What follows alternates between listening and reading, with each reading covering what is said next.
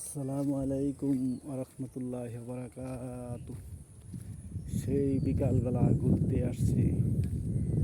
আকাশের রং দেখেন, অনেকটা মেঘাচ্ছন্ন এবং লালচে বরণ আকার ধারণ করছে। তাই মনোরম দৃশ্য। গরম, প্রচণ্ড গরম ছিল, এখন ঠান্ডা শীতল বাতাস। ঘুরতে এসে অনেকটাই ভালো লাগছে। সবাইকে সামনে আসছে কুরবানি, সকলে সহি নিয়তে আমরা যেন কুরবানি দিতে পারি সে আশা ব্যক্ত রেখে